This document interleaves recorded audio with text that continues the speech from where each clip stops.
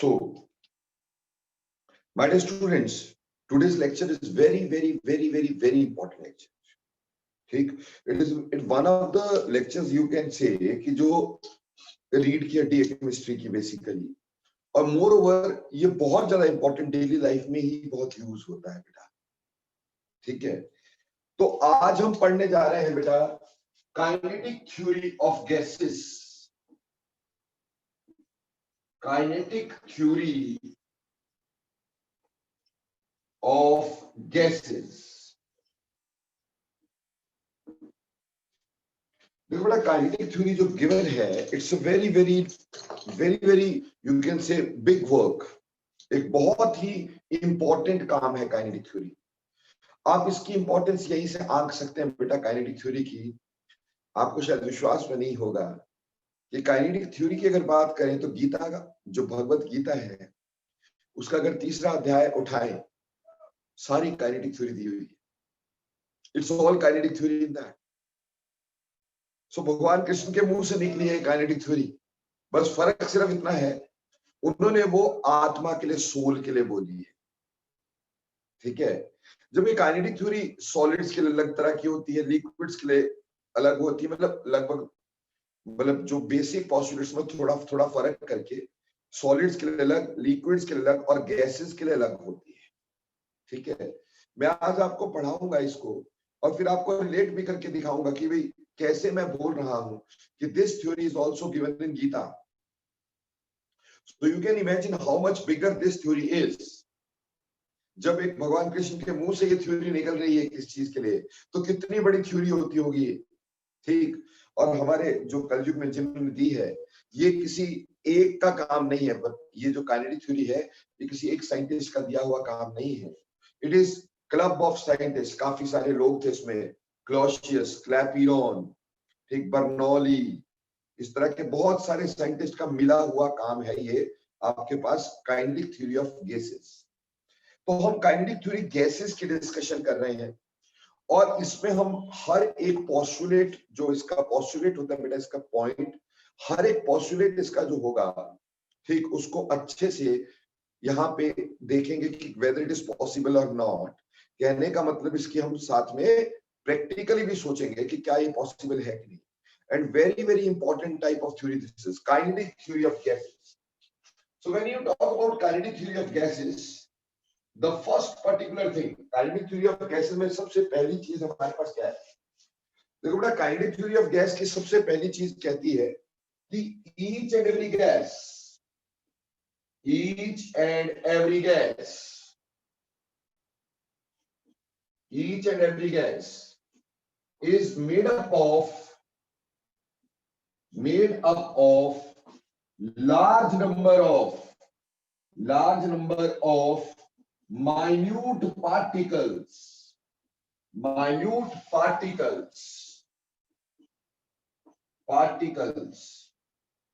called as molecules. यानी gas का nature जो होता है बेटा, ये मॉलिक्यूलर होता है. तो पहला पोस्टुलेट इसका क्या कहता है कि कोई भी गैस हो, दुनिया में कोई भी गैस हो, each and every gas is made up of large number of minute particles called as molecules. ठीक है बेटा, यानी यहां ये बोल रहा है कि गैस का नेचर मॉलिक्यूलर है. उसमें एटम्स नहीं होते, सभी गैसेस में मॉलिक्यूल होते हैं. अब आप मेरे को ये कहेंगे कि सर जो नोबल गैसेस होती हैं उसमें तो एटम होते हैं. तो मैं आपको समझाऊंगा कि बेटे, मैं आपको पहले भी कह चुका हूं कि नोबल गैसेस जो होती है बेटा हमारे पास, ठीक, नोबल गैसेस की जहां तक हम बात करें, दो नोबल गैसेस जो होती है उनमें एटम होते हैं, लेकिन उनको मोनो एटॉमिक मॉलिक्यूल्स बोला जाता है. They are also called as monoatomic molecules, इसीलिए क्योंकि गैस का नेचर मॉलिक्यूलर होता है. तो इस पोस्टुलेट की कोई हमें प्रैक्टिकली हमारे को इसका प्रूफ नहीं चाहिए. ठीक है, क्यों? क्योंकि हमें पता है कि अगर कोई चीज एटॉमिक है तो इट टेंड्स टू कंबाइन, वो इतना स्टेबल नहीं होता. ठीक है, वो किसी न किसी का कंबाइन कर लेता है और तब जाके वो स्टेबल बनता है. तो कहने का मतलब गैसेस का नेचर मॉलिक्यूलर होता है, तो इसमें कोई शक हमें नहीं था, क्योंकि molecules are stable and independent existence molecules की पॉसिबल है, इसलिए हम ये मान सकते हैं कि गैसेस का नेचर मॉलिक्यूलर होगा। ठीक, अगली बात, दूसरा पोस्टुलेट कहता है molecules of gas keep on moving, यानी molecules are in a constant rapid motion. Molecules of gas are in constant rapid motion,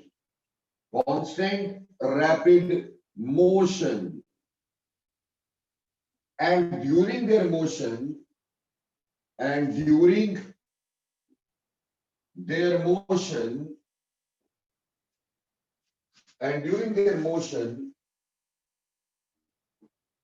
they collide with each other,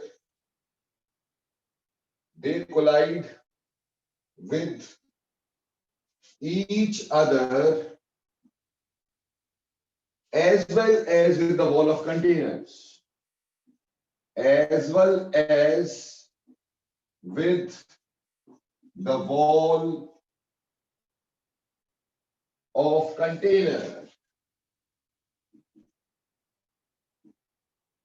ठीक है जी। देखो बेटा, जो गैस के मॉलिक्यूल्स होते हैं, they are always in constant rapid motion, लगातार मूव करते रहते हैं, और during their motion they collide with each other as well as with the wall of container. जैसे आप एक अंधेरे कमरे में बैठे हैं और अंधेरे कमरे में एक बीम ऑफ लाइट अंदर आती हुई कभी आपने देखी हुई होगी, या आज ऐसा कर लेना अभी ना थोड़े टाइम बाद, ठीक, क्लास के बाद एक अंधेरे कमरे में बैठना जहां से एक बीम ऑफ लाइट अंदर आ रही हो। तो जब आप उस बीम ऑफ लाइट में देखते हैं तो आपको पार्टिकल हिलते हुए नजर आते हैं। वो गैस के पार्टिकल नहीं होते, वो पार्टिकल पार्टिकुलेट मैटर है जो हमारे एटमॉस्फेयर में गंद पड़ा हुआ है वो है, पर उसके ऊपर एटमॉस्फेरिक गैसेस टकरा रही हैं, और वो कभी भी ऐसे नहीं चल रहे होते, सीधे नहीं चल रहे होते, वो यूं ऐसे करके मूव कर रहे होते। दैट मींस या हमारे पास जो मॉलिक्यूल गैस है वो यहाँ से टकराया, यहाँ से टकराया, यहाँ से टकराया, जगह जैसे टकराने की वजह से वो पार्टिकल्स यूं मूव कर रहे हैं। That shows कि molecules of gas are in their constant rapid motion, वो लगातार मूव करते रहते हैं, and during their motion they will collide with each other। Motion के दौरान वो एक दूसरे से कोलाइड करते हैं, they collide with each other, as well as with the wall of container। वो आपस में तो कोलाइड करते ही करते हैं, पर walls of container पे भी कोलाइड करते हैं। they collide with each other as well as with the wall of container। Got it or not? ठीक, अब तीसरा पोस्टुलेट जो है वो क्या है, कहता है pressure of gas is due to bombardment of the particles on the wall of container. कहता है pressure of gas is due to bombardment of molecules on the walls of container। ठीक है, कहता गैस का जो प्रेशर होता है वो प्रेशर क्यों होता है, कहता क्योंकि बम्बार्डमेंट होती है गैस के molecules on the wall of container. जैसे माय डियर बच्चों, say this is a container and we have a molecule over here. ऐसे बड़े सारे मॉलिक्यूल हमारे पास होते होंगे गैस के अंदर। Now when it strikes to the wall, जब ये वॉल पे जाके टकराता है तो वॉल पे टकराएगा, जहां टकराएगा वहां फोर्स लगाएगा कि नहीं लगाएगा, जहां ये जा करके टकराएगा क्या फोर्स लगाएगा कि नहीं लगाएगा, डेफिनेटली लगाएगा। तो force applied per unit area is called as pressure. तो प्रेशर क्या होता है, प्रेशर होता है force applied per unit area. Pressure क्या होता है, force applied per unit area. तो इस तरह से force applied per unit area जो है वो बेटे यहाँ पर प्रेशर है। गॉट इट और नॉट? और pressure exerted by gas is due to bombardment of the particle on the wall of container। जो wall of container पे मॉलिक्यूल का टकराना है उसकी वजह से प्रेशर है। तो pressure of gas is due to the bombardment of molecules on the wall of container. समझ में आई बात? अब अगला देखना, देखो बेटे, मैंने कहा कि मॉलिक्यूल गैस के कांस्टेंट रैपिड मोशन में है, they collide with each other as well as with the wall of container. ठीक, अब जितना गैस प्रेशर कॉज करती है वो सिर्फ collision of molecule on the wall of container की वजह से है, पर वो आपस में भी तो कोलाइड करती है। Molecular collisions are perfectly elastic.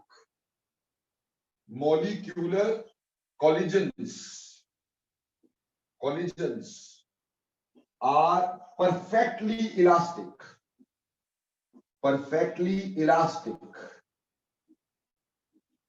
ठीक। now what do you mean by elastic collisions? okay, कोई बताएगा मेरे को आप में से इलास्टिक collisions क्या होती है? Sir, elastic collisions are the collisions whose coefficient of restitution is 1, that is, no kinetic energy is lost during the collision. Very good. There is no, हम बोल सकते हैं no energy loss or gain is there during collision. Energy and momentum is conserved, यही बोला जाता है बेटा। तो कहता है मॉलिक्यूलर कॉलिजन जब होती है तो molecular collisions are perfectly elastic, ठीक है। देयर इज नो लॉस और gain of energy whatsoever is there, कोई लॉस या गेन ऑफ एनर्जी नहीं होता। मॉलिक्यूलर कॉलिजन परफेक्टली इलास्टिक होती है, देयर इज नो लॉस और gain of energy during molecular collisions, ठीक। क्योंकि बेटे अगर मान लो हमारे पास, मान लो अगर जब भी मॉलिक्यूल टकराते और एनर्जी लूज होती, तो एनर्जी लूज होते होते होते होते कम होती चली जाती, तो गैस अपने आप कंडेंस कर जाती। तो आज की डेट पे आप तैर के पढ़ रहे होते, मैं तैर के पढ़ा रहा होता, क्योंकि हमारा एटमॉस्फेयर कंडेंस हो गया होता है ना भाई, ठीक। अगर ये गैसेस एनर्जी लूज कर रही होती तो ये डेफिनेट था, they tend to lose energy and come closer and therefore they settle down. समझ में आती है बात? But on the other hand, जो दूसरी बात है हमारे पास, ठीक, ये मॉलिक्यूलर कॉलिजन जो है, ठीक, दूसरी बात अगर हम करें तो दूसरा है कि मॉलिक्यूलर कॉलिजन जो होती है हमारे पास, एक तो मैंने बोला they are perfectly elastic and when they are elastic they can collide with each other as well as with the wall of, or rather they are perfectly, they do not lose energy or they do not gain energy। अगर ये energy gain करते तो molecule दूर दूर चले जाते बेटा, और मॉलिक्यूल दूर दूर चले जाते तो यहाँ वैक्यूम होता, हमारा एटमॉस्फेयर नहीं होता, क्या होता? वैक्यूम होता, तो क्या हम जिंदा रहते है भाई? तो इसका मतलब है कि जब भी कॉलिजन्स हो रही हैं तो मॉलिक्यूलर कॉलिजन परफेक्टली इलास्टिक है, there is no gain or loss of energy, there may be redistribution of energy। ऐसा हो सकता है कि redistribution हो जाए, बट ओवरऑल एनर्जी का लॉस या गेन नहीं होता। दो लोग आपस में टकराए, ठीक, ए ने बी की जेब मार ली, बी ने ए की जेब मार ली, दोनों के पैसे रीडिस्ट्रीब्यूट हो गए, लेकिन नेट पैसे तो उतने ही रहे दोनों के पास, है ना। अगर दोनों के बराबर मिलाकर देखा जाए कि इन दोनों के पास कितने पैसे थे, वो तो उतने ही रहे, फर्क सिर्फ ये हुआ कि ए की पॉकेट बी में, बी की पॉकेट ए में। Similarly here the molecule collide and the collisions are perfectly elastic.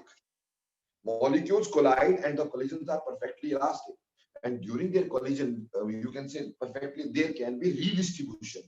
redistribution हो सकती है, लेकिन लॉस या गेन ऑफ एनर्जी नहीं होता। otherwise gases may have been condensed or your atmosphere may have been condensed। got it or not? Got it sir। okay, अगली बात आती है बेटा फिफ्थ बात, ठीक। देखो बेटा, molecules of gas are separated by such a large distances that molecular volume is negligible as compared to total volume of gas। कहता है molecules of gas are separated by large distances,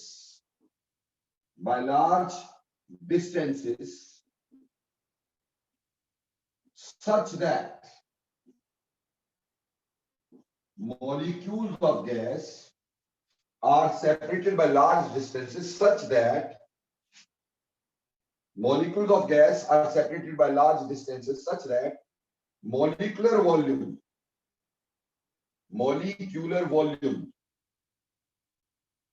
is negligible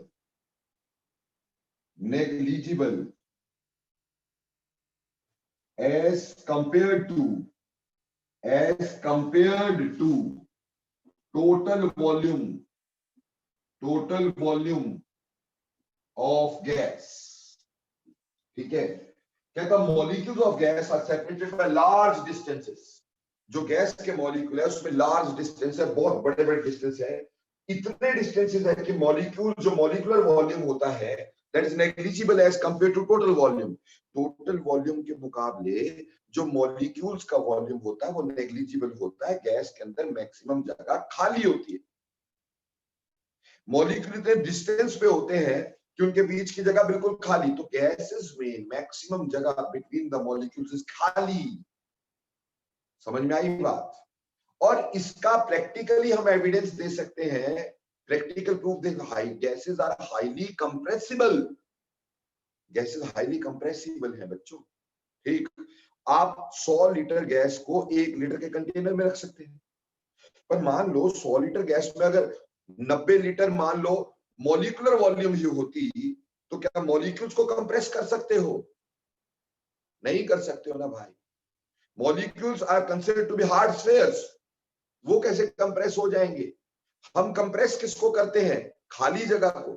तो gas के molecule एक दूसरे से बहुत दूर दूर होते, खाली जगह होती, तो हम उसको पास ला सकते हैं. And therefore gases can B compressed. Why solids can not be compressed much? जो सॉलिड्स हैं वो ज्यादा कंप्रेस क्यों नहीं होते भाई? Why solids can not be compressed much? Solids में ऐसा क्या है कि पूरी तरह कंप्रेस नहीं होती?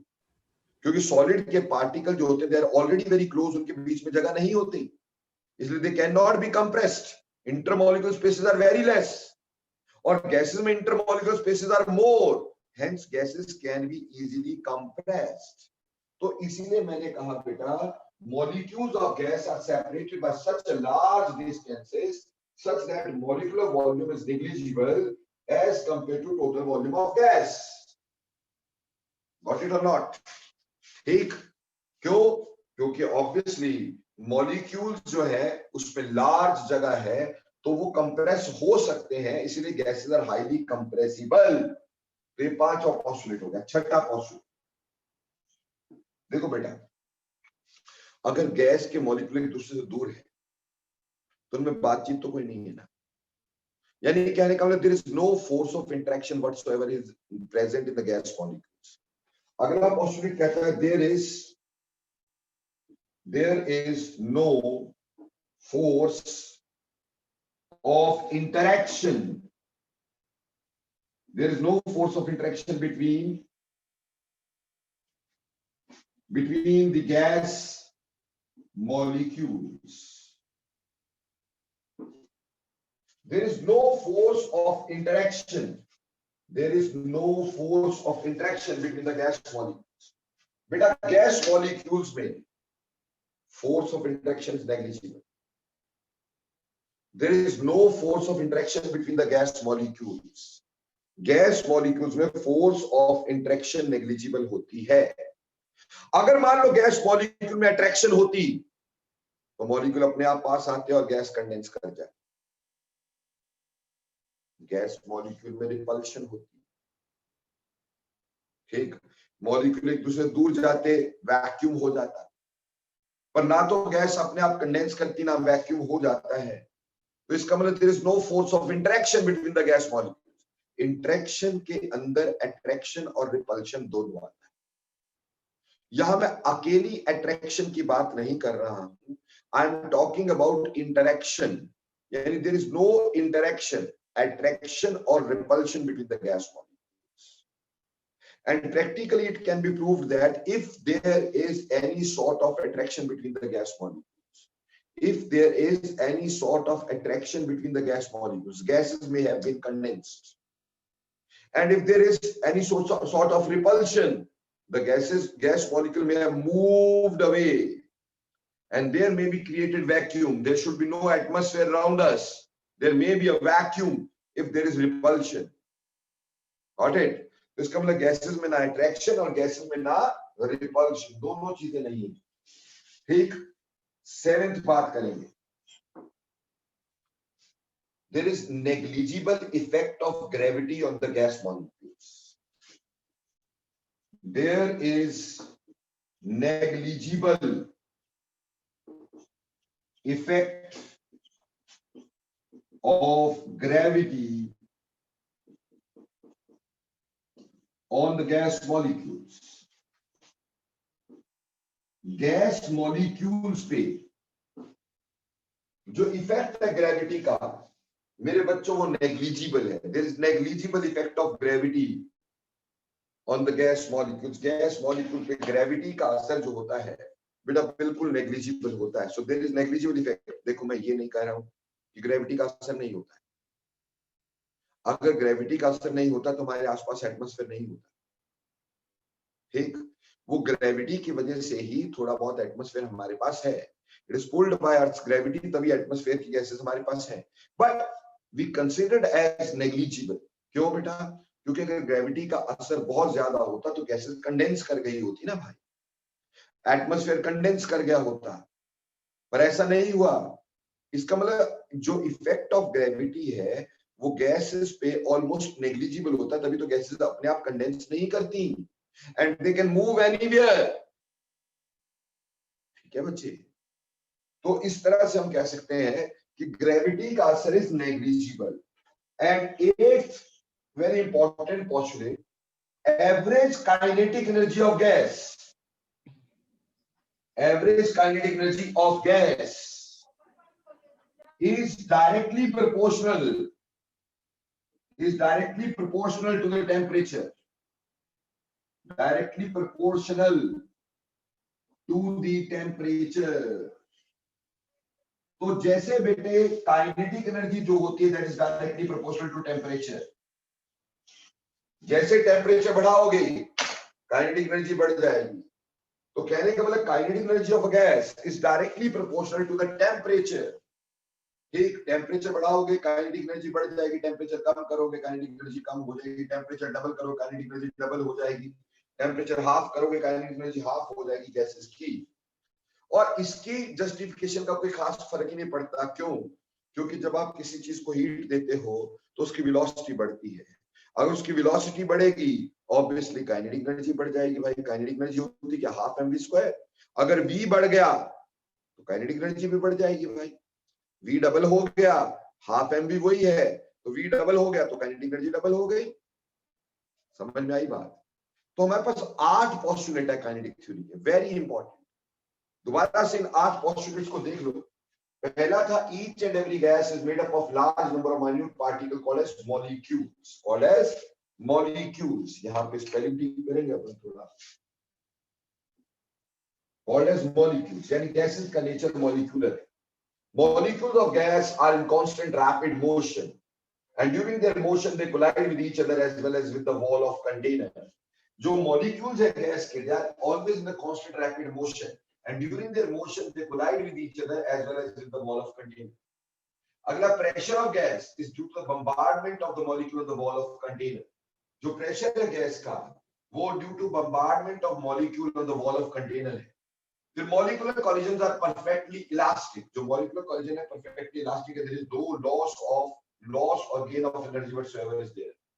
फिर कहता है बेटा हमारे पास molecules of gas are separated by large distances such that molecular volume is negligible as compared to total volume of gas. जो गैस के molecules हैं वो large distances से separated है इस तरह से कि molecular volume is negligible as compared to total volume of gas. अगला, there is no force of interaction between the gas molecules. Gas molecules में किसी भी तरह की force of interaction नहीं हुआ करती. There is no force of interaction between the gas molecule. अगला, average kinetic energy of gas is directly proportional to temperature. Average kinetic energy of gas is directly proportional to temperature. ठीक है जी। तो ये 8 हमारे पास बेटा जी पोस्टुलेट्स है। So these are 8 postulates भी है, ठीक। Anybody who wants to ask any problem can ask right now, फिर हम इसकी डिस्कशन करें।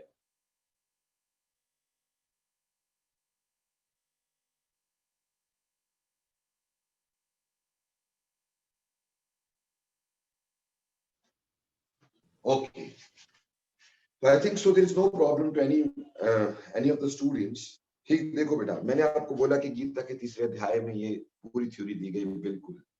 उसमें भगवान कृष्ण ने कहा है कि हर जीव, दुनिया का हर जीव जंतु, ठीक, छोटे छोटे परमाणुओं से मिलकर बना है। Each and everything is made up of molecules, ठीक, परमाणु, ठीक, एटम्स और मॉलिक्यूल्स, ठीक।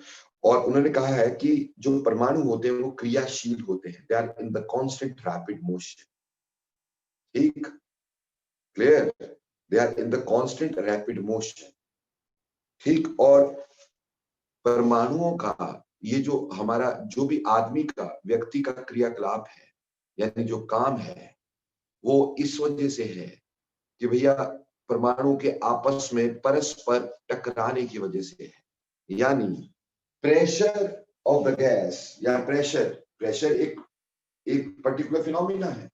उसी तरह से बोलते हैं कि हमारा कोई भी वर्क जो है परमाणुओं की क्रियाशीलता की वजह से है।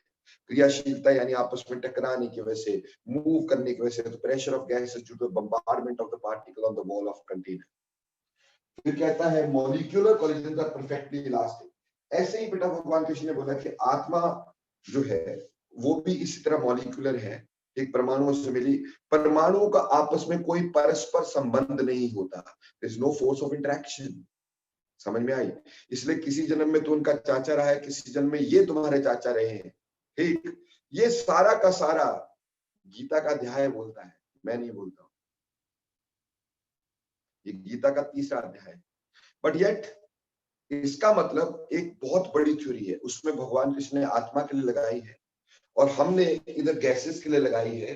तो गैसेस में क्या होता है कि सारी gases are made up of large number of minute particle called as molecules.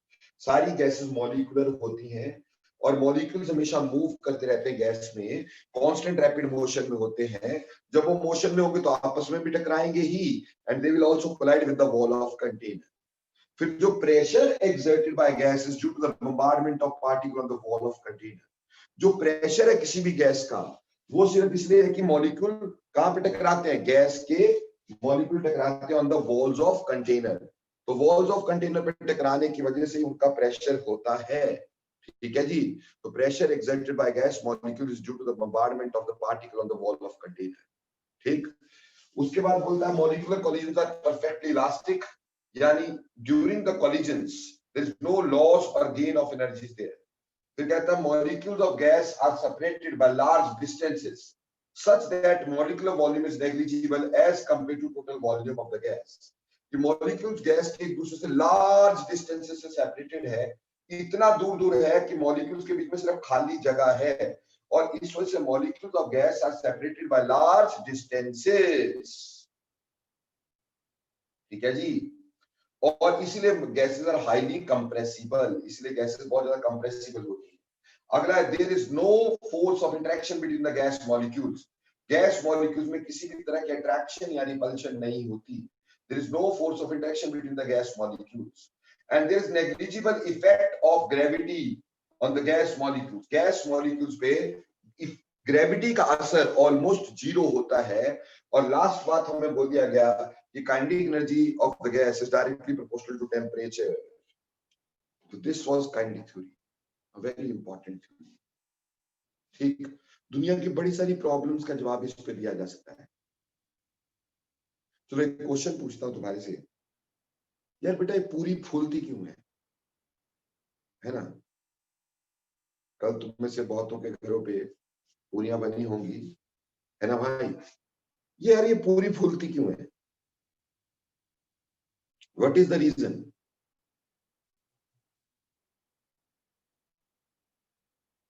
What is the reason? Can be easily explained on the basis of kinetic theory।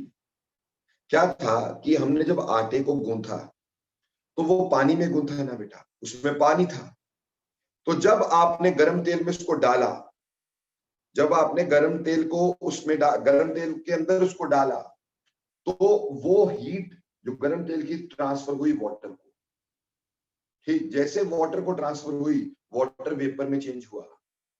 अब वेपर जैसे बने, जैसे अंदर इन पूरी के अंदर वेपर बनने लगे, उनका प्रेशर बढ़ने लगा। क्यों? क्योंकि वो वेपर्स वॉल के साथ टकराने लगे। वॉल के साथ टकराते टकराते क्या हो गया? वॉल्स के साथ टकराते टकराते उनका प्रेशर बढ़ता चला गया। तो अंदर जो गैस बन रही थी उसका प्रेशर बढ़ता चला गया, इसलिए दो लेयर सेपरेट होने लगी। धीरे धीरे प्रेशर और बढ़ता गया और पूरी फूलती गई।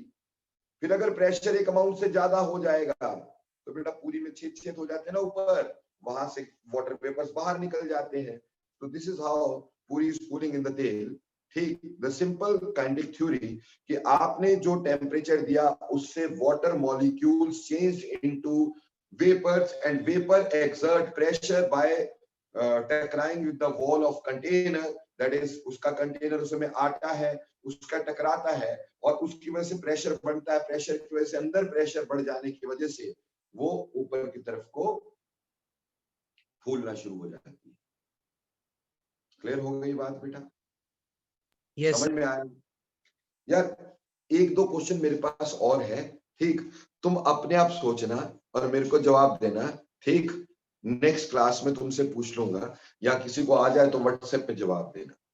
यार एक बात मेरे को बताओ, ये जो पूरी फूलती है तो यार ऊपर वाली लेयर पतली होती है, नीचे वाली मोटी होती है, ऐसा क्यों?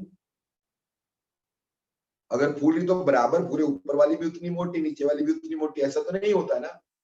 नीचे वाली लेयर देखोगे पूरी की मोटी, ऊपर पतली सी लेयर फूलती है, ऐसा क्यों?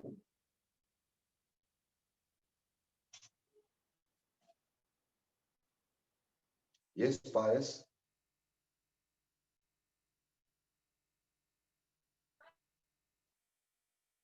ओके ओके ओके, काफियों को पता है इसका आंसर। क्या है कि हम हीट जब देते हैं तो मॉलिक्यूल जो कि हमारे पास नीचे वाले हैं वो टेम्परेचर अगले वाले को देंगे, अगले वाले को देंगे, अगले वाले देंगे, क्योंकि hotness rises upwards. Hot air क्या, हॉटनेस राइजेस अपवर्ड। ठीक है, तो जैसे वो हॉटनेस ऊपर ऊपर ऊपर मॉलिक्यूल टू मॉलिक्यूल जाती रहेगी, सबसे ऊपर वाला जो होगा उसके बाद एटमॉस्फेयर है, सबसे ऊपर वाली लेयर जो होगी उसके बाद एटमॉस्फेयर होगी। तो वो मैक्सिमम जो हीट ट्रांसफर होगी वहीं तक होगी, फिर प्रेशर जो बनेगा उसके अंदर ही बनेगा, इसलिए वो सेपरेट आउट होंगे।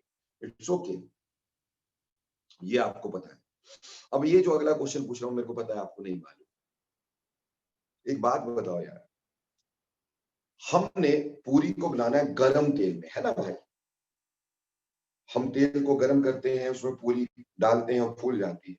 बेटा क्या उतना ही गर्म पानी ले लें तो क्या तब पूरी बनेगी? जितना गर्म हमने तेल लिया उतना ही गर्म हमने पानी लेना है। ठीक, क्या पानी में पूरी बन जाएगी? उतने गर्म पानी में क्यों नहीं बनेगी भाई? अब जब टेम्परेचर सेम है, टेम्परेचर सेम है ना, जितना तेल का टेम्परेचर उतना ही मैंने बोला पानी का टेम्परेचर, तो देन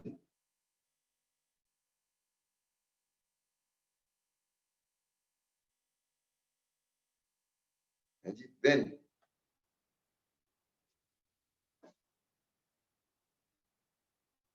टेम्परेचर तो सेम है, पर गर्म तेल में पूरी फूलती है, गर्म पानी में पूरी नहीं फूलती है, ऐसा क्यों है? सर उसके बॉइलिंग पॉइंट और डेंसिटी। हाँ जी, सर ऑयल की बॉइलिंग पॉइंट और डेंसिटी के कारण शायद। उससे क्या होता है? क्या फर्क पड़ता है डेंसिटी से भाई? ठीक, डेंसिटी से क्या फर्क पड़ता है?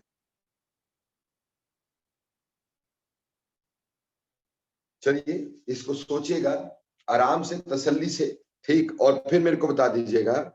अरे व्हाट इज आयनिक कंपाउंड किसने बोल दिया मेरे Aniket? What is never ionic compound. ठीक, तो ऐसा क्यों है कि भैया पूरी उतने ही गर्म पानी में क्यों नहीं फूल सकती जितने गर्म तेल में हम इसको फुला रहे हैं? ठीक, उसमें क्यों नहीं पक सकती? क्या रीजन होता होगा? सोचिएगा, ठीक, और फिर अगली क्लास में डिस्कस करवा। तो ये तो थी काइनेटिक थ्योरी ऑफ गैसेस। उम्मीद है आपको समझ में आ गई होगी। बेटे +1 में ये पूरी थ्योरी लिखने को आती है एज इट इज। +1 में ये पूरी की पूरी थ्योरी लिखने को आती है एज इट इज। ठीक है जी। सर हाँ जी बेटा जी। सर क्योंकि पूरी में भी वाटर होता है और बाहर भी वाटर है, क्या पता है इसलिए सर। तो वो क्यों होगा? आपने बोला कि चलो बाहर भी वाटर है पूरी में भी वाटर है, देन उससे क्या फर्क पड़ा? सर एटमॉस्फेयर दोनों का अंदर का सेम होगा सर, दोनों सेम तो होगा। उससे क्या फर्क पड़ेगा? एटमॉस्फेयर देखो बेटा, अंदर का पानी ठंडा, बाहर का पानी गर्म। बात तो ऑयल में भी वैसे ही है।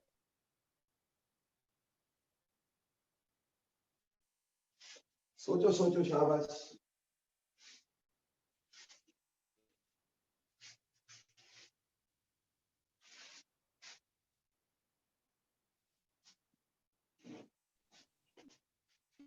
अब ये पढ़ी हमने काइनेटिक थ्योरी ऑफ गैसेस। इसी के साथ पढ़ेंगे बेटा kinetic gas equation. Kinetic gas equation. देखो बेटा, फिजिक्स में आपको ये डिराइव करवाएंगे। मुझे डिराइव नहीं करवानी है, जरूरत ही नहीं है, क्योंकि मेरे पास इसका काम भी नहीं। फिर भी PV is equal to 1/3 mNu²। ये काइनेटिक गैस इक्वेशन होती है बेटा। फिजिक्स में आपको डिराइव करवा देंगे, इसलिए मैं इस पे टाइम वेस्ट नहीं कर रहा हूँ डेरिवेशन में, क्योंकि मेरे को नीड नहीं इसकी डेरिवेशन की। ठीक, फिजिक्स में आपको डिराइव करवा देंगे। तो PV is equal to 1/3 mNu²। P is pressure, V is volume, M यहाँ पे क्या है? मास, N क्या? नंबर ऑफ मोल्स, और U क्या है बेटा? U है रूट मीन स्क्वायर स्पीड। यहां पे U इंपॉर्टेंट है।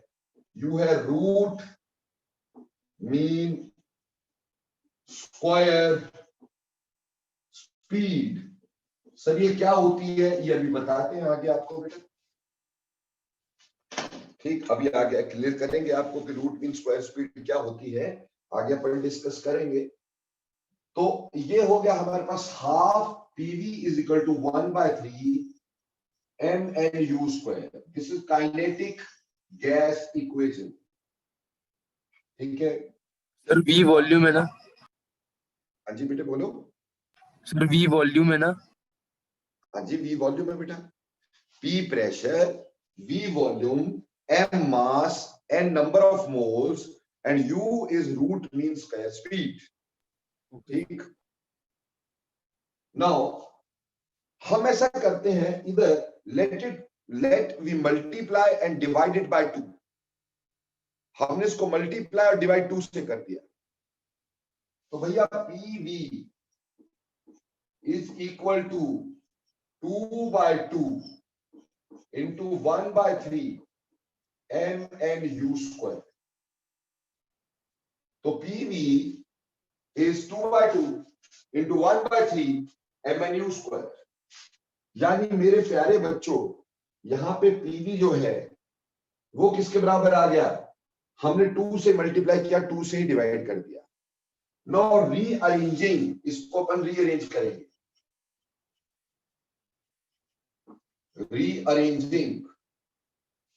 रीअरेंज कैसे करेंगे कि PV इज इक्वल टू, ये 2 यहां आ गया, ठीक, ये 3 यहां आ गया, 2/3 इंटू 1/2 mNu²।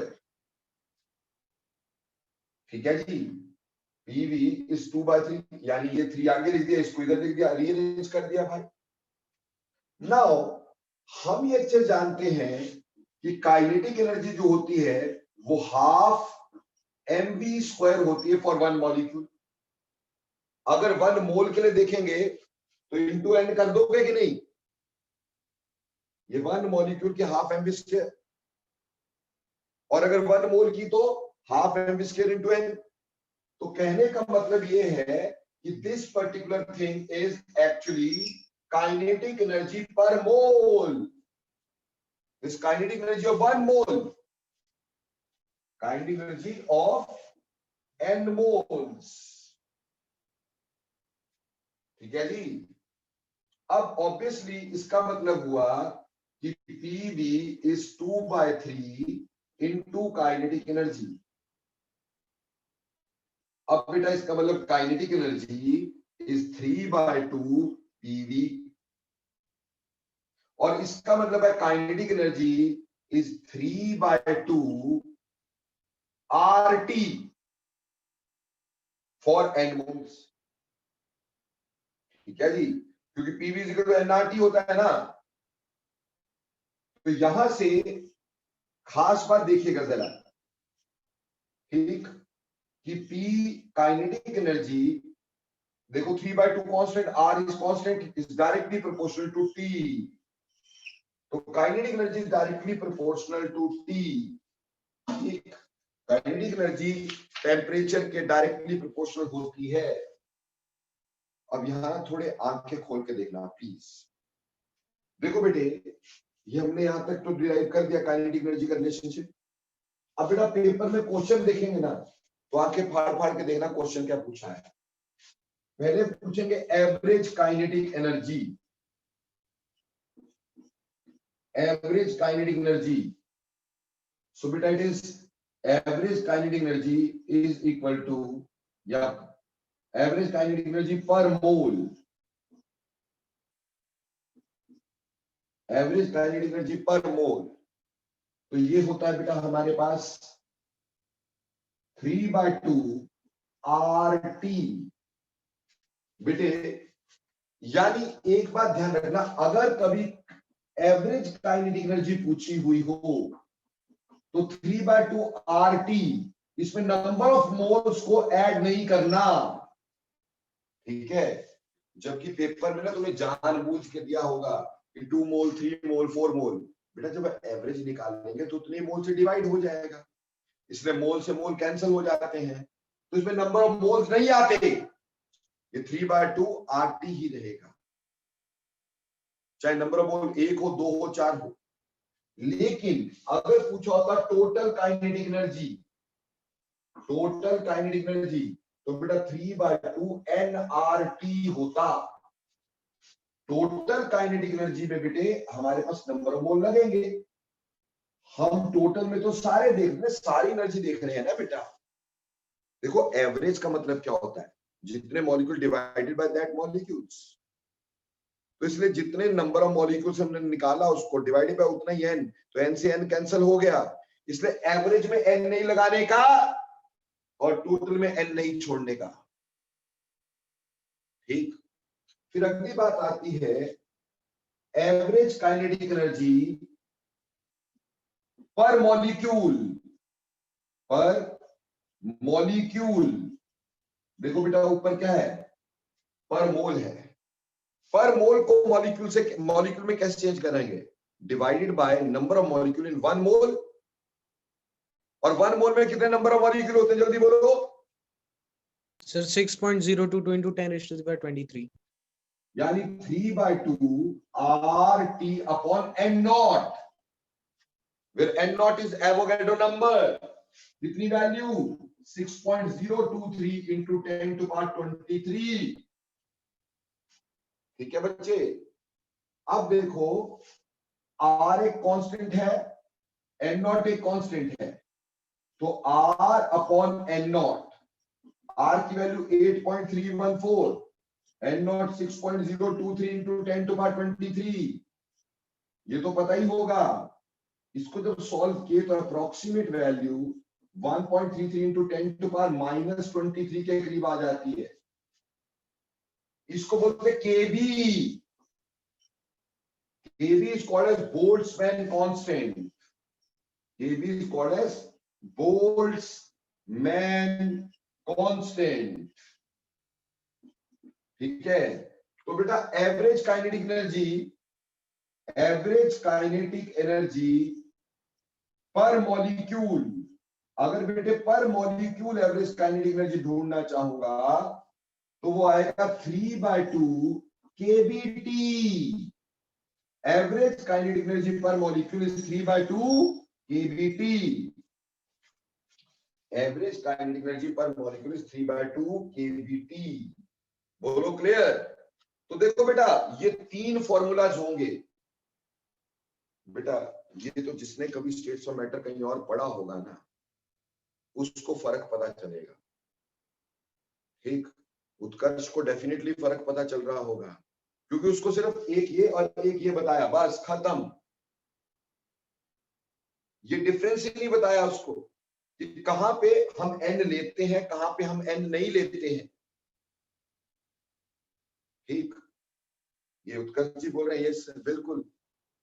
तो भैया मेरे को मालूम है आसपास जितने लोग पढ़ा रहे तुम्हारे, कितने अच्छे पढ़ा रहे, क्या पढ़ा रहे, मेरे को मालूम है। ठीक है, इसलिए आप ये ध्यान रखना कि अगर एवरेज शब्द का इस्तेमाल हो तो एन का इस्तेमाल नहीं होगा, पहला फॉर्मूला होगा कि एवरेज काइनेटिक एनर्जी 3/2 RT। वहीं पर अगर टोटल निकालनी पड़ेगी तो वो आएगी 3/2 NRT। जब टोटल बोल दिया तब तो सारे मोल्स को ऐड करना पड़ेगा। और पर मॉलिक्यूल अगर पूछा है तो पर मॉलिक्यूल होगा kinetic energy per molecule 3/2 kBT, जहां kB क्या है हमारे पास, बोल्ट्जमैन कांस्टेंट, और उसकी वैल्यू क्या है, R/N0, that is approximately 1.33 into 10 to power -23। ठीक है जी, क्लियर। अब बेटा इसमें दो तरह के क्वेश्चन, सिर्फ दो तरह के क्वेश्चन बनते हैं, या तो ये निकालने को आता है और या फिर टेम्परेचर के साथ रिलेशनशिप का पता होना चाहिए। ठीक, उसके लिए हमें पता है कि kinetic energy 1 upon kinetic energy 2 should be equal to T1 upon T2। Directly proportional तो है ना। तो अगर टेम्परेचर डबल करोगे काइनेटिक एनर्जी डबल हो जाएगी, टेम्परेचर 4 टाइम्स करोगे काइनेटिक एनर्जी 4 टाइम्स हो जाएगी, etcetera etcetera. Now write 2 questions and solve that quickly. पहला क्वेश्चन लिखेंगे, 16 gram of oxygen is taken at STP. 16 gram of oxygen is taken at STP. Find number 1 average kinetic energy, number 2 total kinetic energy, number 3 average kinetic energy per molecule. 16 gram of oxygen is taken. Find average kinetic energy per mole, total kinetic energy, and average kinetic energy per molecule.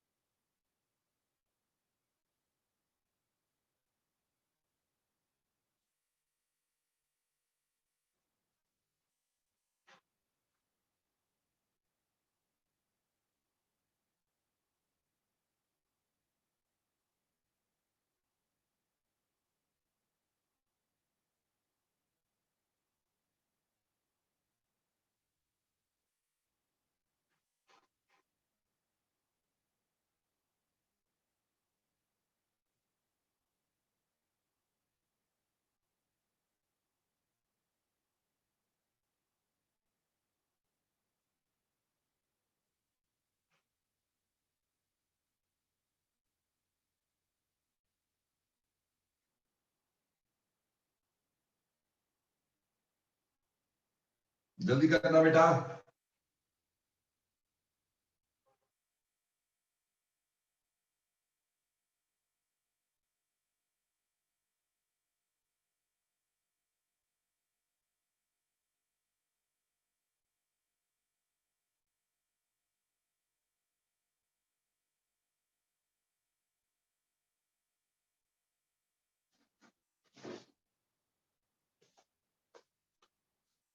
Okay, थोड़ा सा गड़बड़ हो गया है जिसका भी answer अभी आया है।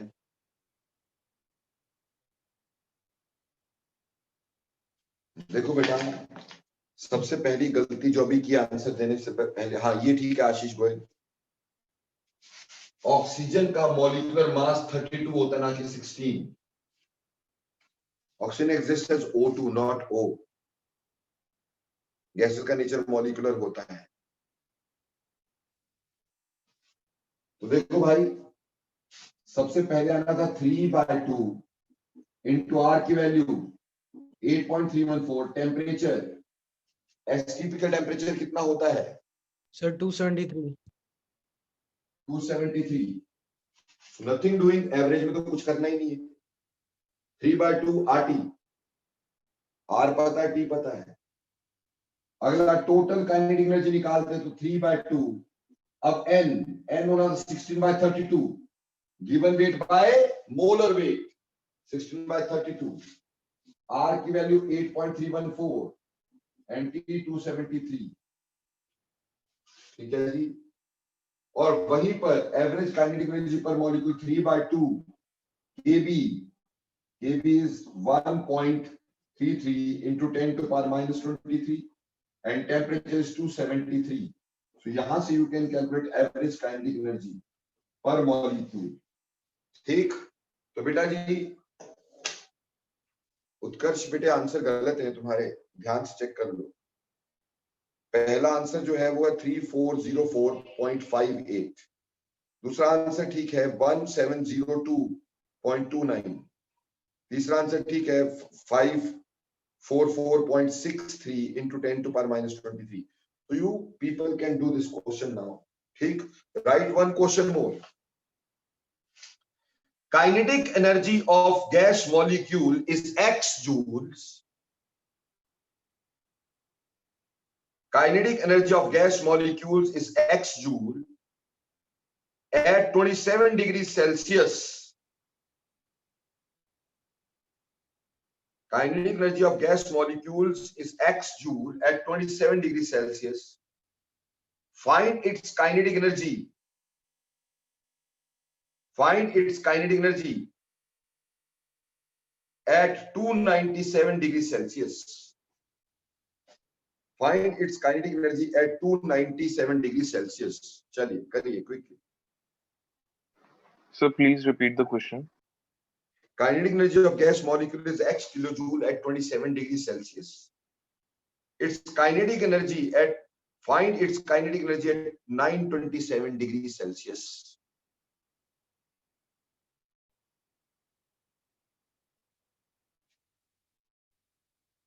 गलत है अक्षत।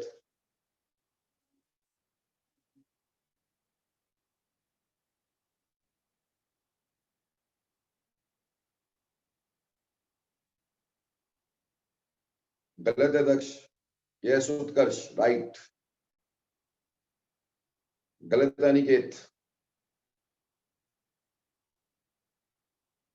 गलत तुषार। आशीष गलत। नवदीप गलत। अनीश गलत।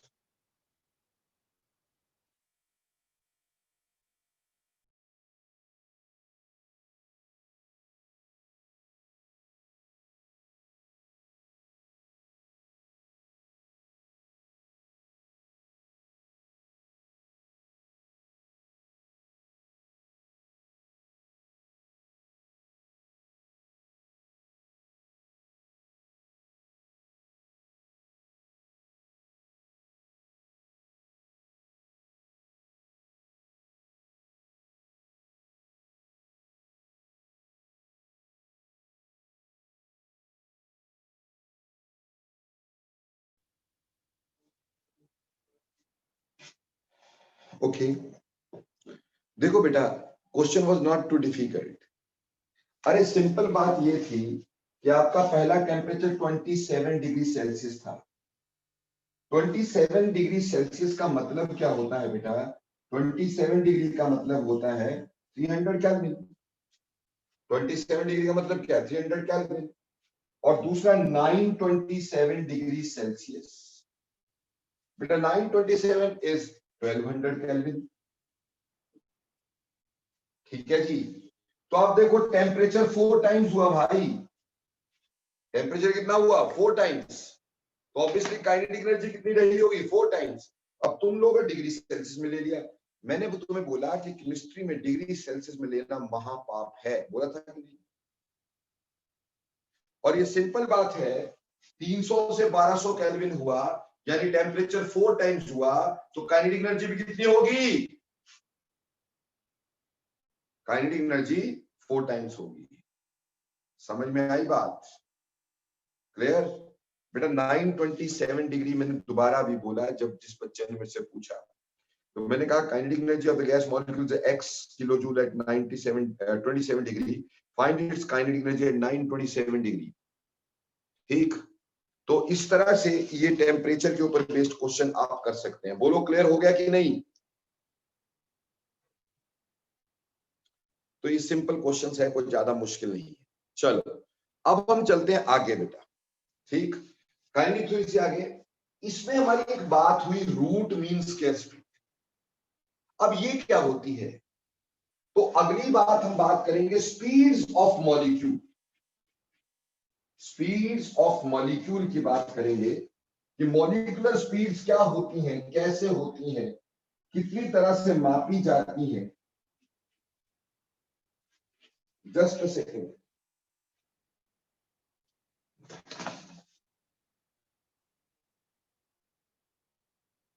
So our next topic is beta molecular speeds. Now we will be discussing molecular speeds. हम लोग डिस्कस करेंगे molecular speeds को। ठीक, कि molecular speeds कैसे होती हैं, इसको अपन डिस्कस करेंगे, molecular speeds.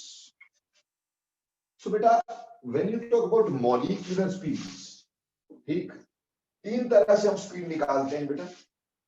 सबसे पहली तरह की स्पीड जिसको हम लोग बोला करते हैं most probable speed. Most probable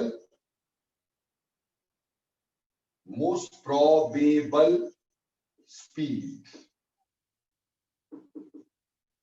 अब मोस्ट प्रोबेबल स्पीड क्या होती है बेटा? देखो बेटा, मोस्ट प्रोबेबल स्पीड होती है speed possessed by maximum friction of molecules. क्या? Speed possessed by maximum fraction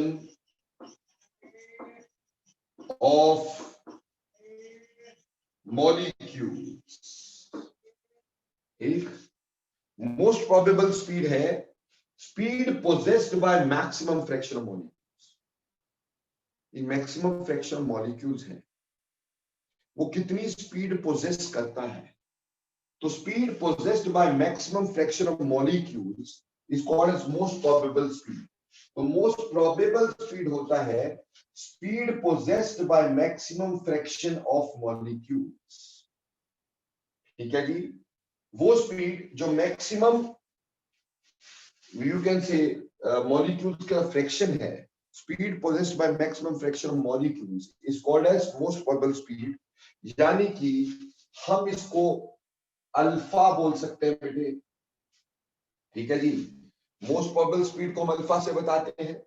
मतलब क्या होता है, जैसे मान लो एक गैस मॉलिक्यूल, मतलब आप कैसे गैस का सैंपल है और मान लें तो उसमें 100 मॉलिक्यूल्स है। गैस का सैंपल है, उसमें कितने मॉलिक्यूल्स है? 100 मॉलिक्यूल्स है। उन 100 मॉलिक्यूल्स में से मान लो 10 की स्पीड 10 मीटर्स पर सेकंड है। ठीक, अगले 10 की स्पीड 40 मीटर पर सेकंड है, अगले 60 की स्पीड 50 मीटर पर सेकंड है। ठीक, और अगले 20 की स्पीड 80 मीटर पर सेकंड है। अब हमसे पूछा कि मोस्ट प्रोबेबल स्पीड क्या है? तो आप देखो, बहुत सिंपल बात है कि यहां मैक्सिमम फ्रैक्शन मॉलिक्यूल जो है वो कितनी स्पीड पोजेस कर रहा है। So maximum fraction molecule is possessing this. 100 में से 60 मॉलिक्यूल्स, उसकी स्पीड 50 मीटर पर सेकेंड है। तो दिस मोस्ट प्रोबेबल स्पीड। ठीक है जी, mathematically it can be derived. So alpha comes to be under root of 2RT upon M. It is 2RT upon M, where T is temperature, M is molar mass, and R is gas constant. You very well know that RT is equal to PV. You can also write this under root of 2 PV upon M. 2 PV upon M. If we take 1 mole of a gas, so mass of 1 mole is equal to molar mass. So for 1 mole, this is molar mass is equal to mass. And weight by volume is density. So this can also be written as under root of 2P upon rho. क्योंकि volume by density, volume by mass is 1 by density. अगर mass per unit volume होता तो density होती है ना, ये volume per unit mass है तो 1 by density. ये rho जो है, rho क्या है यहाँ पर? Density. So mathematically, most probable speed alpha is under root 2 RT upon M or 2 PV upon M or under root of 2P upon rho. ये most probable speed हुआ करती है, speed possessed by maximum fraction of molecules. I think you got it. Now, next बात.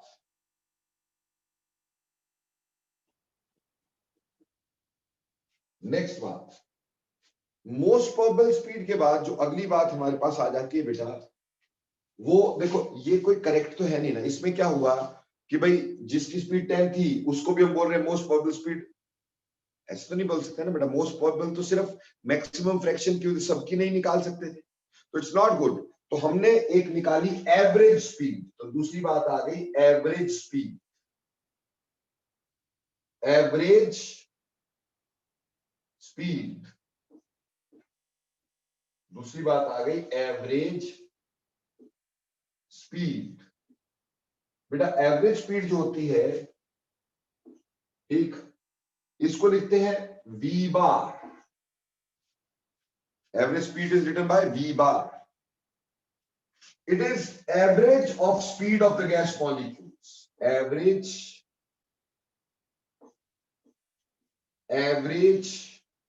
of speeds of all gas molecules, average of speed of all gas molecules, सभी gas molecules की speed की जो average होगी उसको average speed बोलेंगे बेटा। जैसे मान लो N1 मॉलिक्यूल्स की स्पीड V1 है, N2 मॉलिक्यूल्स की स्पीड V2 है, N3 मॉलिक्यूल्स की स्पीड V3 है। N1 मॉलिक्यूल्स की स्पीड V1, N2 मॉलिक्यूल्स की स्पीड V2, N3 मॉलिक्यूल्स की स्पीड V3 है। तो हमें ये पता होना चाहिए था कि V बार एवरेज जो होगा वो होगा N1 V1 plus N2 V2 plus N3 V3 divided by N1 plus N2 plus N3 होगा। तो V bar is N1 V1 plus N2 V2 plus N3 V3 divided by N1 plus N2 plus N3 होगा, ठीक। तो बच्चा ये हमारे पास average speed का एक फॉर्मूला हो गया। जब मैथमेटिकली इसको निकाला जाता है तो average speed is found to be root R T upon pi M. बेटा काइनेटिक थ्योरी, काइनेटिक इक्वेशन जो होती है ना उसी से सॉल्व होती है ये। तो एवरेज जो आएगी 8 R T upon pi M. R T PV के बराबर होता है, तो 8 पीवी अपॉन पाई एम, ठीक। और v by M 1 by density, तो under root of 8 P upon pi rho, ठीक है जी। ये एवरेज स्पीड हो गई। तो ऐसे एवरेज स्पीड निकाली जा सकती है बेटा, क्लियर। अब बेटा ये एवरेज स्पीड भी जो है ना, ये भी देखो, इसमें क्या है, सभी मॉलिक्यूल की स्पीड की एवरेज हो गई। अब ये तो गलत है कि अगर मैं आपके क्लास के सभी बच्चों के मार्क्स एवरेज करके भेज दूं, तो जिसने मेहनत की उसके भी उतने ही, जिसने मेहनत नहीं की उसके भी उतने ही, तो गलत बात हो जाएगी ना। तो चलिए, इस चक्कर में हमने एक और स्पीड निकालने की कोशिश की, जिसको बोलते हैं root mean square speed. Root mean square speed. बेटे, आज जब भी हम गैस की स्पीड की बात करते हैं तो रूट मीन स्क्वायर स्पीड की बात करते हैं। ध्यान से सुनिएगा, it is under the root of mean of squares of speed. Sir ये क्या मतलब है? नाम से ही है बेटा, under the root of, root की जगह under the root of mean of squares of speed. Sir कुछ नहीं समझ में आया। देखो, अगर N1 मॉलिक्यूल है और उनकी स्पीड V1 है, मान लो N2 मॉलिक्यूल्स है, उनकी स्पीड V2 है, N3 मॉलिक्यूल्स है, उनकी स्पीड V3 है। तो N1 मॉलिक्यूल्स की स्पीड V1, N2 मॉलिक्यूल्स की स्पीड V2 और N3 मॉलिक्यूल्स की स्पीड V3 है। ठीक है जी। अब हमें बोला under the root of mean of, तो पहले तो उसका मीन निकालो, एवरेज निकालो, और वो भी किसका, mean of squares of speed, यानी स्पीड्स का स्क्वायर करो, उसका एवरेज निकालो। तो N1 V1 का स्क्वायर प्लस N2 V2 का स्क्वायर प्लस N3 V3 का square divided by N1 plus N2 plus N3। ये मीन आ गया, स्पीड्स का मीन आ गया। ठीक, इसको अंडर द रूट कर दो, तो under the root of mean of squares of speeds, under the root of mean of squares of speed, that is root mean square speed, यानी इसको लिखते URMS। तो इसको लिखा जाता है URMS से।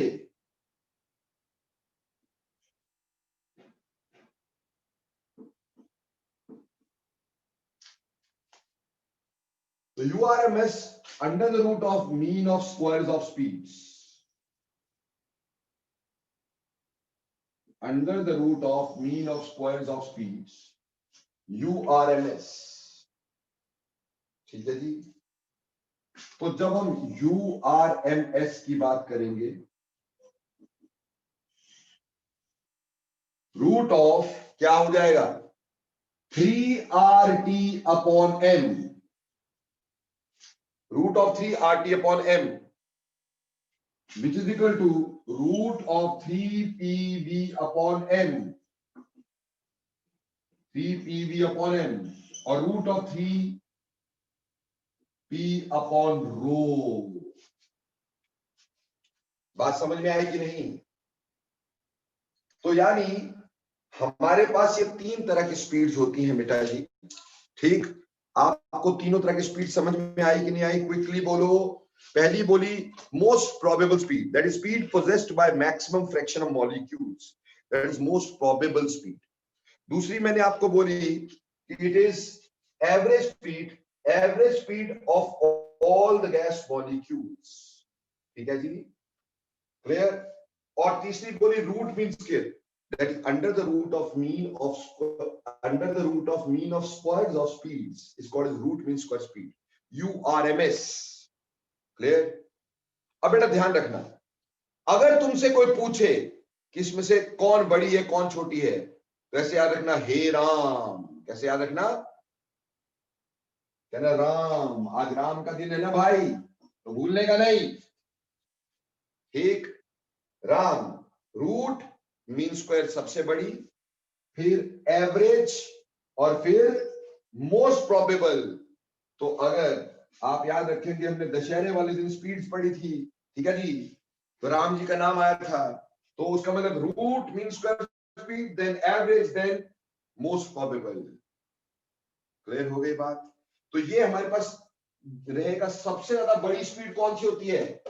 यूआरएमएस। उसके बाद कौन सी होती है? एवरेज। सबसे छोटी कौन सी होती है? Most probable. देखो बेटे, इनकी अगर रेशियो लेनी पड़ जाए, तो अगर देखो हम ये बोले alpha is to V bar is to यूआरएमएस,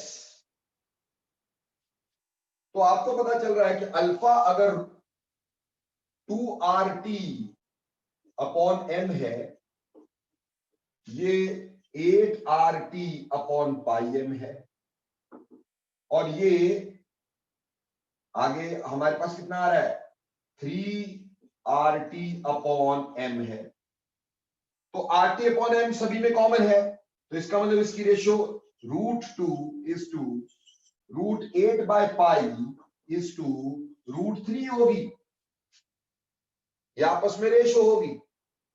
यानी एक बात समझ लो, अगर ये 1 होता है, अगर ये 1 होती है, ये बहुत ध्यान से देखना, वेरी इंपॉर्टेंट है। अगर ये 1 होती है तो ये 1.128 के करीब होता है, ये 1.225 के करीब होती है। ये रेशो पूछी जाती है आपसे, या इसके ऊपर क्वेश्चन आ जाते हैं। समझ में आती है कि नहीं आती है बेटा? अब इसी में हमारे पास कई तरह के फॉर्मूला निकल सकते हैं। जैसे अब हमें एक बात समझ में आ गई, कोई भी स्पीड ले लो, एनी स्पीड, कोई भी स्पीड ले लो, any speed is directly proportional to √T by m, where T is temperature and M is molar mass। जैसे अगर हम बोले different gases at different temperature, पहला ऑप्शन आ गया different gases at different temperature, different gases at different temperature. ऐसे case में V1 by V2 is √T1 by T2 into M2 upon M1। क्यों जी? दो डिफरेंट गैसेस हैं, उनके दो डिफरेंट टेम्परेचर है। ठीक, अगली बात, different gases at same temperature. अगर दो डिफरेंट गैसेस हैं पर टेम्परेचर सेम है, डिफरेंट गैसेस, तो V1 upon V2 is equal to √।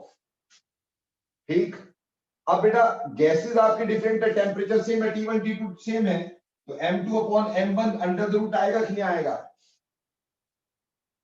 और वहीं पे तीसरा फॉर्मूला जब हम निकालेंगे, इसका तीसरा फॉर्मूला वो आएगा different gases at same temperature, different gases at same temperature. Gases different है, टेम्परेचर सेम है, तो यहां आएगा V1 अपॉन V2, रादर ये तो सेम ही ऊपर वाला लिख दिया मैंने, आई एम सॉरी, इसमें क्या आना चाहिए? Same gases at different temperature, same gases at different temperature. Gas same है पर टेम्परेचर डिफरेंस है, तो ऐसे केस में V1 by V2 is √T1 by T2, √T1 by T2। तो मेरे बच्चों देखो, वेरी सिंपल, अपने को एक तो इसके फॉर्मूलाज पता होने चाहिए, आपस में रेशो पता होनी चाहिए, और अगर हमारे पास कोई भी वेलोसिटी हो तो different gases at different temperature √T1 by T2 into M2 upon M1। उल्टा, different gases at same temperature पर V1 by V2 सिर्फ मॉलिक्यूलर मास का रिलेशनशिप होगा। और अगर बेटे हमारे पास गैस सेम है, टेम्परेचर डिफरेंट है, तो V1 by V2 is √T1 by T2। याद रखना कि kinetic energy is directly proportional to temperature, whereas velocities is directly proportional to √T। बच्चे इसमें कंफ्यूज हो जाते भाई। और गलती करते हैं, या तो वेलोसिटी को डायरेक्टली कर देते हैं या फिर काइनेटिक एनर्जी को अंडर द रूट कर देते हैं। गलत। Kinetic energy directly proportional to T रहेगा, जबकि वेलोसिटी अंडर रूट में प्रोपोर्शनल रहेगी। ठीक है बेटा? तो चलो मेरे बच्चों, आपको एक ही क्वेश्चन दूंगा और उस एक क्वेश्चन में उम्मीद करता हूं सारा कुछ निकाल दोगे तुम। लिखो,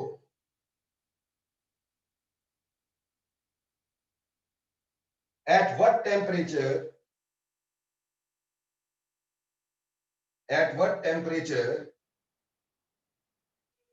velocity of sulfur dioxide becomes, at what temperature velocity of sulfur dioxide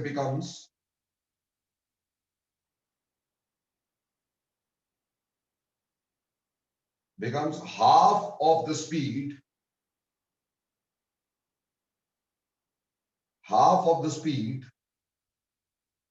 of helium molecule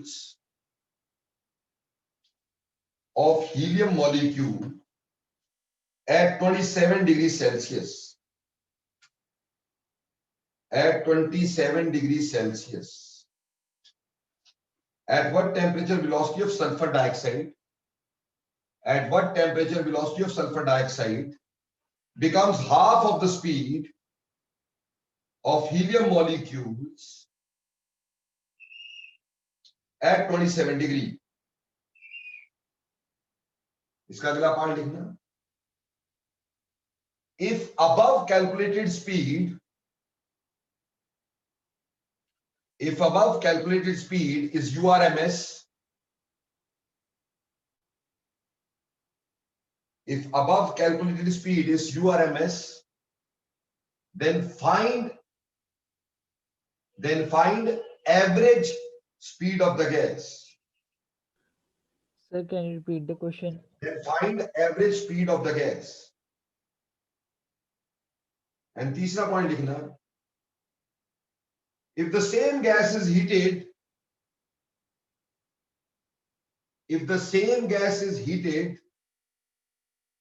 to 927 degrees Celsius, find its speed.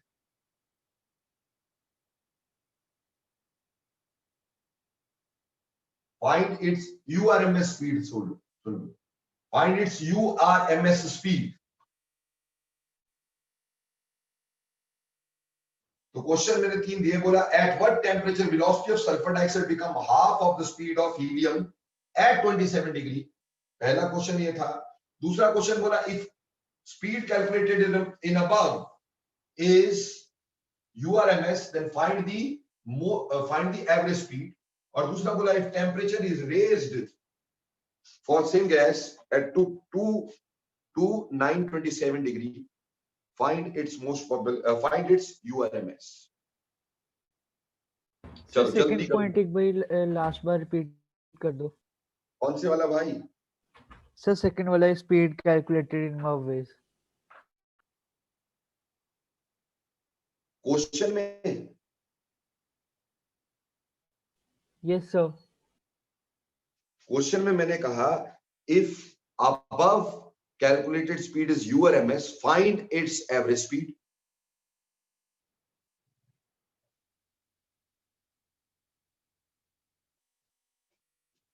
चलो जल्दी करो बेटा क्वेश्चन।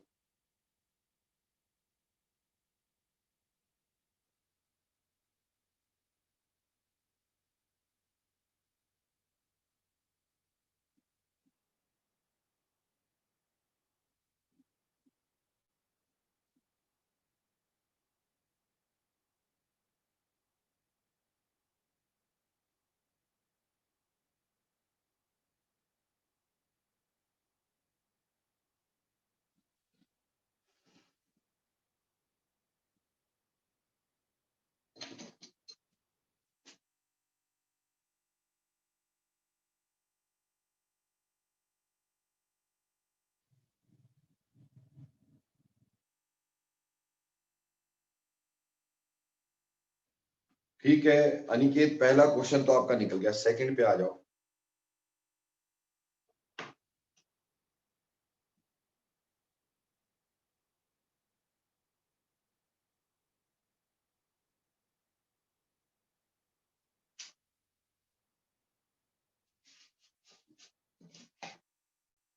ठीक है उत्कर्ष, शाबाश।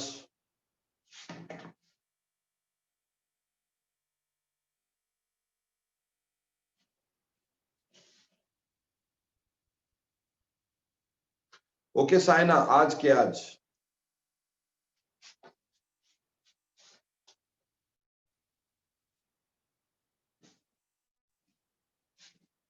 सी क्वेश्चन नंबर 1 था कि eight what temperature velocity of sulfur dioxide becomes half of the speed of molecule of helium molecules। यानी हमें बोला velocity of sulfur dioxide must be half of the velocity of helium, और बोला ऐसा कौन से टेम्परेचर पे होगा जबकि सल्फर डाइऑक्साइड 27 डिग्री पे दे रखी है, और ऐसा कौन से, नहीं सल्फर डाइऑक्साइड नहीं, speed of at 27 degree, 27 degree है। अब यहां पे टेम्परेचर सेम है, आपको सिर्फ इसका टेम्परेचर निकालने को पूछा। At what temperature speed of sulphur dioxide become half of the velocity of helium at 27 degree. तो दो डिफरेंट गैसेस, दो डिफरेंट टेम्परेचर, तो V of sulphur dioxide by V of helium is root of T of sulphur dioxide by T of helium into M of helium divided by M of sulfur dioxide. So obviously velocity हमारे पास sulphur dioxide की बोला half है, यानी ऊपर लिख सकते हैं half of V of helium divided by V of helium is equal to, यहां पे टेम्परेचर सल्फर डाइऑक्साइड का निकालना था मेरे को, divided by temperature of helium दिया है कितना 300 केल्विन, सिर्फ ऊपर तो 27 दिया, अरे 27 डिग्री है। Molecular mass of helium is 4 and sulphur dioxide is 64, ये कैंसिल हो गया। अब क्या करो, squaring both side, squaring both side, दोनों साइड स्क्वायर कर दो, तो यहां आएगा 1/4 is equal to temperature of sulphur dioxide निकालना है, स्क्वायर हटा दिया क्योंकि दोनों साइड स्क्वायर कर दिया, temperature of sulphur dioxide into 1/16 by 300। ठीक, तो बेटा बड़ी आराम से कैलकुलेट हुआ यहां से, सल्फर डाइऑक्साइड का टेम्परेचर जो होगा 1200 केल्विन होगा, तो पहला आंसर आ गया। दूसरा हमें बोला था कि हमें इसका निकालना है एवरेज स्पीड, यूआरएमएस है ये, और एवरेज निकालना है। तो देखो बेटा, ये मिटा दूं यहां पे जहां सॉल्व किया मैंने, यस सर। तो दूसरा पार्ट देखो। ठीक, अब दूसरे पार्ट में हमारे पास क्या है कि हमने बोला ऊपर वाली स्पीड यूआरएमएस है, तो आप उसके एवरेज निकालो। अब पहली बात तो हमें यूआरएमएस निकालनी आएगी तब ना। अब यूआरएमएस ऑफ सल्फर डाइऑक्साइड हमें पता था वो 3RT/M होगा। अब 3R की वैल्यू 8.314 और T इसका निकल के आया 1200 केल्विन, M इसका 64, यहां से यूआरएमएस निकल गई। क्लियर हो गया। अब हमें पता था कि if URMS is under root 3, then V bar यानी average is root 8/pi. If URMS is 1, then root 8pi/3, यानी हम लिख सकते थे 8/3 पाई। ठीक, और अगर ऊपर वाली वैल्यू मान लो यहां पे x आ गई, तो if URMS is x, then you can find out √8/3 pi into x। बोलो बेटा, क्वेश्चन सॉल्व करना आएगा ये कि नहीं आएगा? Yes sir. और जो लास्ट पार्ट आपको दिया था, मैंने कहा टेम्परेचर अगर 927 हो जाए तो कितनी होगी, ये टेम्परेचर 1200 केल्विन 927 ही तो था, तो बोला वो सेम ही रहेगी क्योंकि टेम्परेचर ऑलरेडी इज 9। हाँ, अगर सल्फर डाइऑक्साइड का टेम्परेचर अगर हीलियम की पूछी होती तो बेटा फिर आप करते V1 by V2 equal to under root of T1 by T2। बोलो क्वेश्चन सॉल्व करना आएगा बेटा? Yes, sir. किसी को कोई दिक्कत है पूछ सकते राइट नाउ। सर आपने √3 क्यों यूज करा? क्योंकि बेटा अगर ये √3 टाइम्स है तो ये √8 by पाई है, यहां से लिया। अगर ये √3 है तो ये √3 8 by 3 पाई है, अगर ये 1 है तो वो कितना होगा, और अगर x है तो समझ में आई बेटा?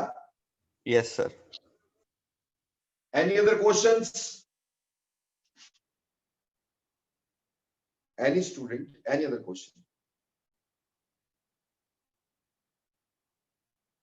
चलिए, so thanks lot for today. अब मिलेंगे आपको ट्यूसडे को, ठीक? सर होपफुली टेस्ट का मेहनत एक क्वेश्चन करिएगा। डिस्कस करना था। हाँ जी बेटे, सर टेस्ट का एक डाउट था। इसका डाउट था, आप मेरे को व्हाट्सएप पे भेज देना, अगली बार डिस्कस कर दूंगा। Okay sir. ठीक, ओके बेटे, thank you sir. Thank you बच्चे, Thank you. Thank you, sir. Thank you बेटे।